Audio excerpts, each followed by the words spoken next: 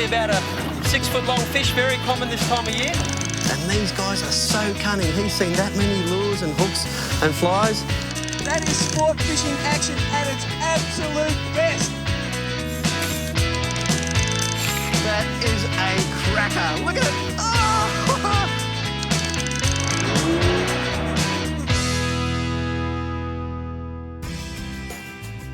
This week we're fishing the area around Bundaberg in central Queensland. The Burnett River runs through the city and meets the ocean at the seaside harbour of Burnett Heads, a sleepy little town populated by mad keen anglers. And no wonder, the fishing offshore is awesome, and the only serious charter boat heading out from here is the Watchtower. But as you'll soon discover, it's not all serious. We're 50 miles east of Bundaberg and I'm fishing with Rob Wood from the charter boat Watchtower. He's the main operator when it comes to light tackle and game fishing out of Bundaberg, in these grounds at least. And what can you tell me about these grounds? They're pretty unique. Yeah, this is one of the greatest light tackle game fishing grounds on the east coast of Queensland, and it's you know, a lot of people don't know about it. It's 50 miles. It's pretty inaccessible to the average boater. And you know, here we are. We're coming out here every week and discovering a new species of fish that we're catching, a bigger fish every week. And you know, it's world records every week out here. Yeah, big sailfish, GTs. What else do you find here? We got lots of small blacks and that in the summer, but we get the occasional big blacks, big blues, and the odd stripe as well. So you know, potential's unlimited. Now, when you and I get together, things don't always exactly go to plan, do they? No, we're probably about the worst to team up together with the fishing. Like, everything usually goes wrong with me and Rob, but today we're going to try and hopefully change things around a bit.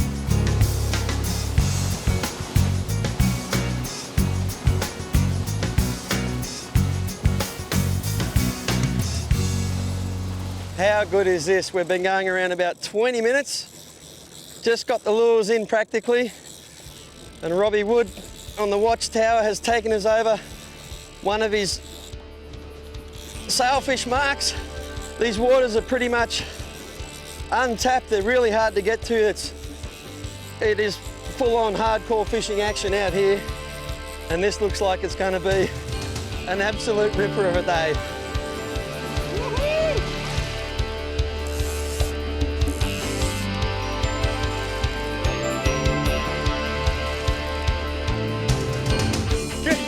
Get that gaff ready.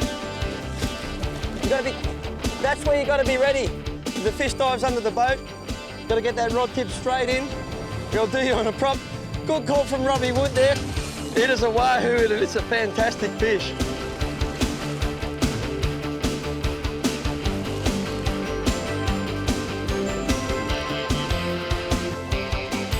Okay, Dave, our deckhand here, is just going to get him up. Oh, you're kidding me! There goes our wahoo. There's that Paxavana's luck coming through one more time. Now this guy here reckons I'm a curse. Something will go wrong every time I come out with him. Something bizarre goes wrong. But I think it looks like it's going to be a good morning, Robbie, either way. But you saw the fish, it was a wahoo. The weather was getting uglier, but it didn't seem to bother the fish. The second hookup was a beauty.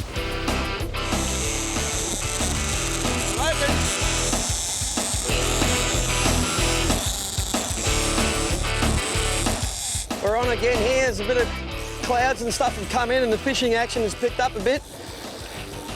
I'm not making any predictions on this one after the last effort, but it's a big, fast silver fish.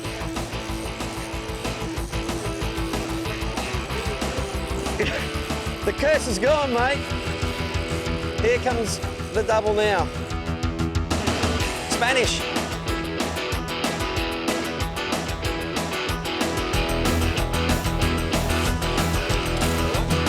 Oh, man. Again.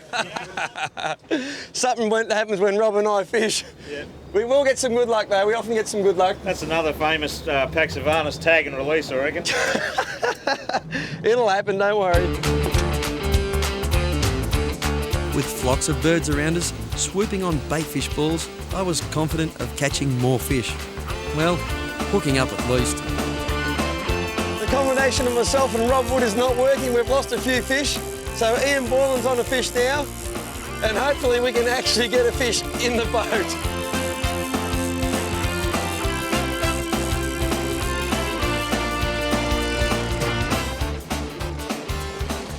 Just lift him. If your leader is strong enough and the fish doesn't have sharp teeth, there's no need to use the gaff.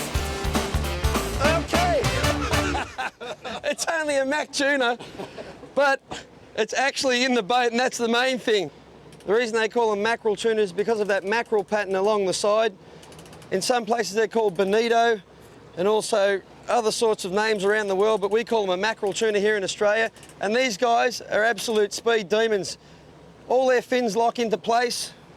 Just when they want to go fast, that locks in so that it's actually flush with the body. And when he wants to stop or turn, he just pops them out like that. Absolutely amazing.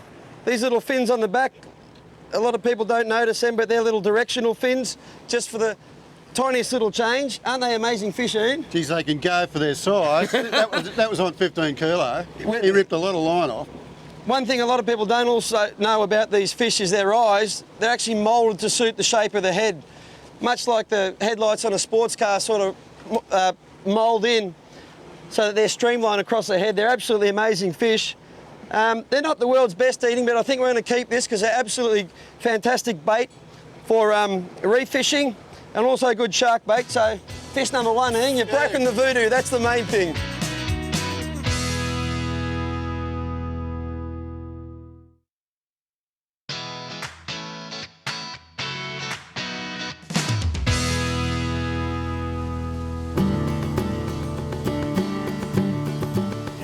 A whale out the back there, guys.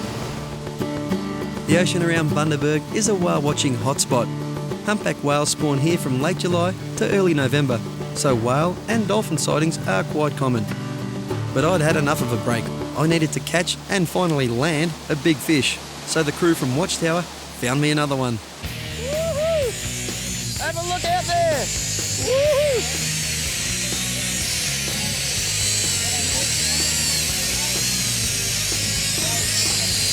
Have a listen to that reel. Absolutely screaming. There goes our sailfish about 400 metres out the back. I think he just spat the bait, Robbie. I just saw something come flying out of his head. Oh dear, I'm sure someone had hidden a bag of ripe bananas on the boat. Surely my luck had to change soon. Some large floating debris we trolled past was showing schools of big fish on the sounder, and the skipper put us right on top of them. We've got 3 dolphin fish on at the moment. Surely one of them's going to come in the boat, and they're a pretty special fish, so I'm really keen to get one aboard and give you a good look at them. Dolphin fish are a spectacular fighting fish. Not only do they offer a decent tussle, they turn on the acrobatics when they're hooked, and then they light up with brilliant colour in the water. They really are a great ocean catch. As well as all of that, they are a delicious table fish, so not many of them get released. Well, Dave and Elle got their fish in. Hopefully I can get mine in and win back some sort of respect here, because I haven't had the best run of luck here today. Oh! Oh my goodness! Can you believe it?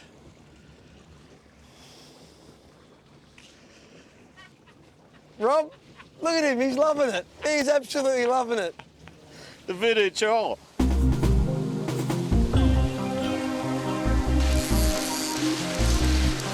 It seemed that everyone was landing fish except for little old me. Well, Rob Wood's given me enough chances to catch one. And this is probably my last one. The sun's coming down here. Here we go now.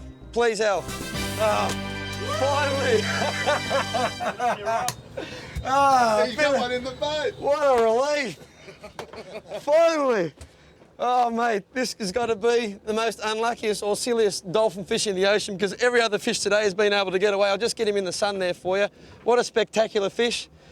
They're also known as mahi-mahi or dorado, which means golden. You can see why. Look at the colours in that fish. And I reckon this fish has earned its freedom. They're fantastic eating, but we've got 2, and one of them's a fair bit bigger than that. That's more than enough. So Al's going to get that hook out for me. We'll get this guy back in the water. Mate, what were you thinking? Every other fish has got away. To book your game fishing adventure on Watchtower, call Rob Wood on 07 4159 0995 or book on the website at bundabergfishing.com.au.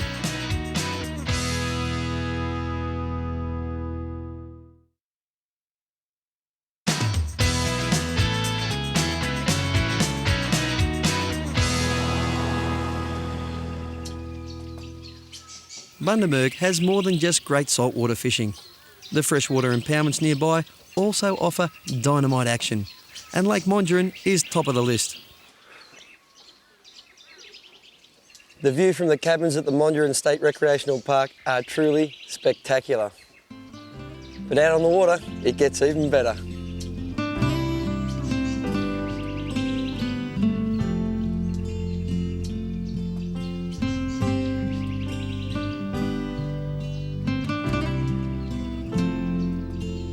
Well, it looks a bit eerie in here with all this dead timber, but it's actually quite tranquil.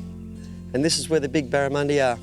I'm up at Lake Mondrian, about 45 minutes drive from Bundaberg, and I'm fishing with Brett Jones from Stillwater Charters. Now, normally, you wouldn't start fishing here till later in the year, but just coming out of winter, the barra are already on the tube. Brett? Yeah, mate, we're pretty lucky this season, basically because we haven't had much of a winter. Barra water temperatures have come up pretty early, and we're getting quite a few barra around here. Now, normally this time of the year you could be out there chasing a few bass, but we've got that opportunity now, so we might as well get out amongst them and try and get the barra. Absolutely. The boys have been getting quite a few nice ones up to around the 80 centimetre mark, so today we hopefully get onto some of them as well. Absolutely, man. Let's get these lures in the water, eh?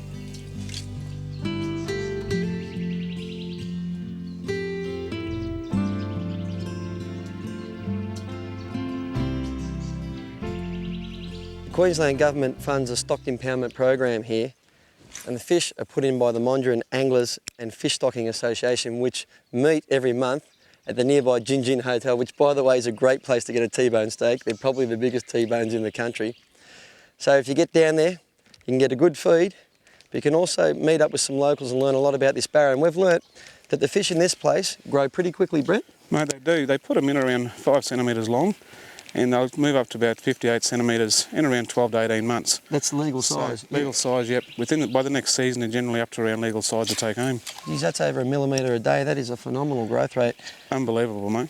And so this place is just going to get better and better. There's plenty of metre plus fish here already. One of the things that gets me though is with all this timber, the fish can be hard to find, but if you get a bite in a certain spot, they're very territorial, the fish. They are, mate. They'll hang there for a while. You can put half a dozen casts or even more to keep them in there. Yep. Some of these fish will school on a branch, like the little one out in front of us. You'll have 20 fish on that branch there, up to about 58 centimetres to 60 centimetres. And as they get bigger, they'll actually move away from each other and start to separate. So if there's a big fish on a snag or even a small fish, they're likely to be in that spot again. So it's a good idea to come back once you've found the fish. You can come back the next day or in the afternoon, whatever, but there's a good chance they'll be there again. Yep, even an hour later, mate, you can come back and have another go at him.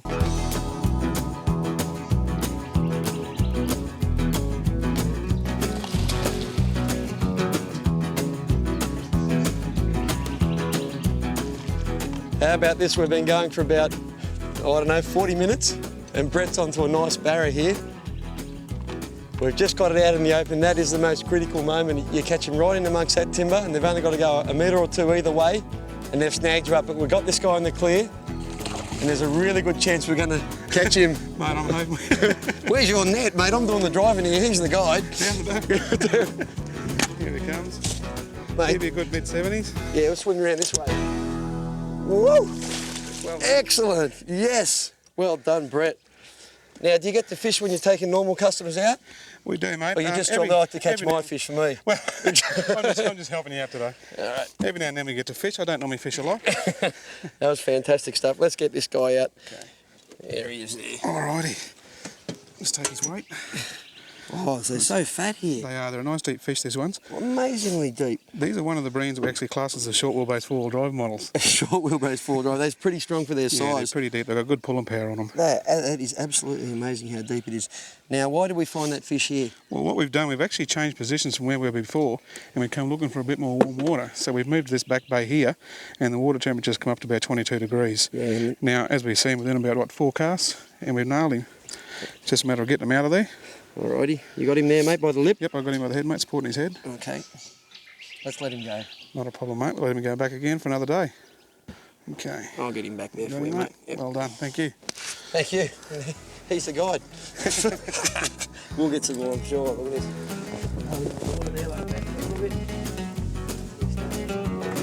He's ready to go. Now that's a buzz. That's awesome stuff. Let's get another one. Beautiful.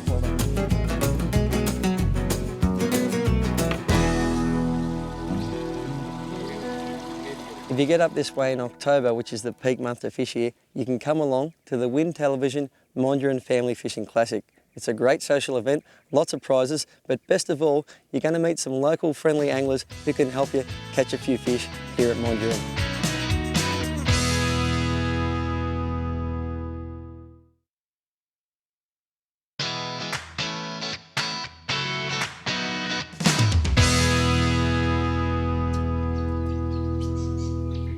Brett, you can catch barramundi in a lot of different places, in a lot of different ways. What's one of the better ways to catch them here at Mondrian? Well, mate, the way we sort of run around here looking for them, we hunt these little back bays down.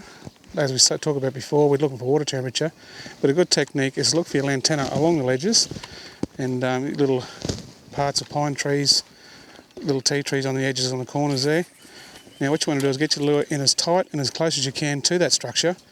I like mine to at least sit for about 3 or 4 seconds. Give it a good sharp twitch. Move it back out, give it another couple of twitches, keep doing that all the way back to the boat. Hopefully that will induce a barra to come out and have a look at it, if not have a go at it. If you do get a barra, have a look at it, try and have a few more casts back at him. You never know, it might bring him back out and have a go at it again, which is quite often that happens for us around here.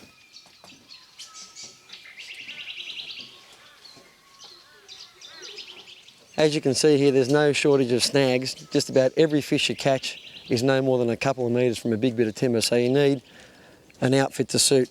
Bait cast reels, because if you have to stop a fish, you can thumb them, and they're also very accurate when you're casting, so you're going to have to learn how to use one of those. It's not hard, a little bit of practice. 20 to 50 pound braid on the reel, and then you want a short bit of leader, a metre or two, of 20 to 40 pound mono up here, Brett. Yeah, mate, yeah, 20 to 40 pound. And the lure, most importantly, you don't want a deep dive, you want a lure that goes down no more than a metre, and it's got to be strong. Yep, excellent. Got to have strong hooks. That's a major thing that we work on up here.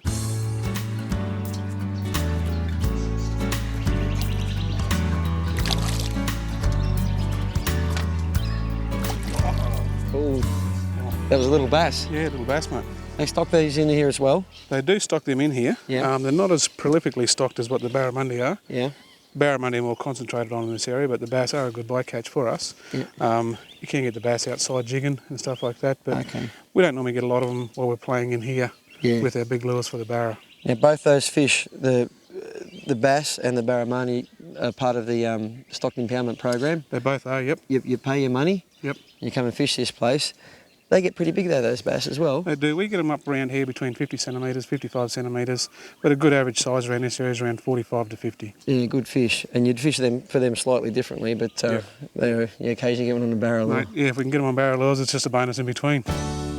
A great bonus they are, but when there's barra out there, I know what I want. When you hook up to a barramundi in these sticks, there's no second chance. You want to be sure that your tackle, your lure and your battle plan are all tested. We've got one on here and it's got me around or it's got Brett around the timber. This is some pretty tense moments. Here he is, we might have him here. Oh, he's still in the timber. Oh, good man. I'm trying to drive this electric here. I'll get the net again. Excellent. Just want to swim him in there, mate. Oh, no, he's not quite ready yet. Oh, he's a beautiful fish. Another good fish. I'll just get him up there, mate. Wonderful stuff. Let's get him up here on the deck. Look at that. Now, there's two reasons why these fish are so deep in the body. One is because they're lake fish, they don't have to battle current, so they get really fat. And there's lots of food in here, Brett? Yeah, mate, yeah, plenty of bony bream. Yep. Lots of garfish and shrimp as well. Okay. And also the actual genetic strain of this fish is really short and stocky, isn't it? Let's get him back. I'll fire up there in a second. Whoa.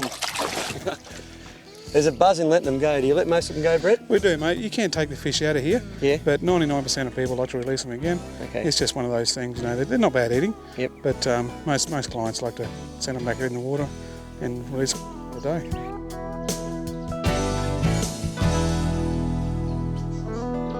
Well, unfortunately, that brings to an end our adventure at Bundaberg. We had a great time out with Rob Wood from the Charter Boat Watchtower. He's exploring some uncharted waters and the results are really paying off.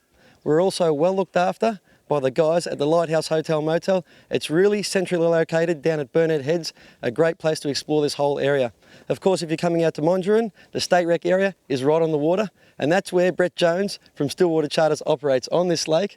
This timber here, it all looks the same to me, but he knows where the Barra schools are hanging out. Until we meet again, I'm Rob Paxavanis, and thanks for joining the Fishing Australia team.